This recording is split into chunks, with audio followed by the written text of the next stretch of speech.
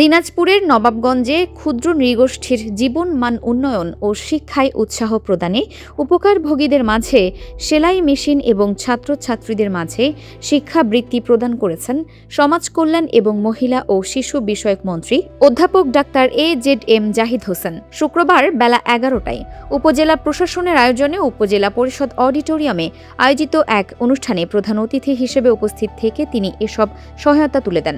প্রধানমন্ত্রীর কার্যালয়ের বিশেষ এলাকার জন্য উন্নয়ন সহায়তা কর্মসূচির আওতায় উপজেলা নির্বাহী অফিসার বিধান কান্দি হালদারের সভাপতিত্বে এই অনুষ্ঠানের আয়োজন করা হয়। এর আগে প্রধান অতিথি হিসেবে মন্ত্রী উপজেলা পরিষদ চত্বরে 3 দিনব্যাপী বৃক্ষরোপণ অভিযান ও বৃক্ষ মেলার আনুষ্ঠানিক উদ্বোধন করেন এবং সমাজ কল্যাণ মন্ত্রণালয়ের উদ্যোগে দুস্থ ও মেধাবী শিক্ষার্থীদের মাঝে অনুদানের চেকও বিতরণ করেন।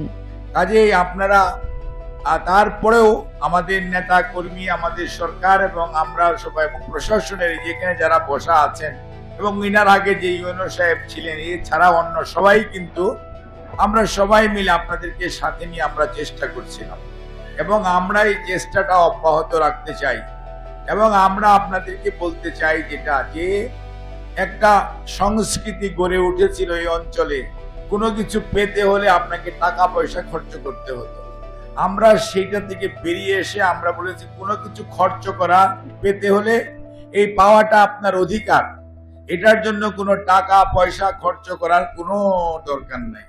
যেমন পুলিশের কনস্টেবলের চাকরি, ওই 104 টাকা আপনার ধার্য আছে, ওই বিভিন্ন ফিস দেওয়া, ওই 104 টাকার মধ্যে আপনার চাকরি হইতে হবে। এখানে 14 লক্ষ টাকা খরচ করার কোনো দরকার নেই। দিনব্যাপী আয়োজিত এইসব অনুষ্ঠানে সরকারি কর্মকর্তা, জনপ্রতিনিধি, বিভিন্ন শিক্ষা প্রতিষ্ঠানের শিক্ষক শিক্ষার্থী এবং স্থানীয় গণ্যমান্য ব্যক্তিবর্গ ও সুধীজন উপস্থিত ছিলেন।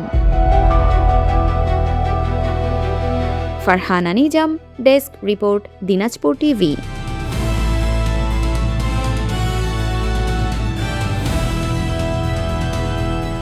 দিনাজপুর টিভি মানুষের জীবনের কথা বলে।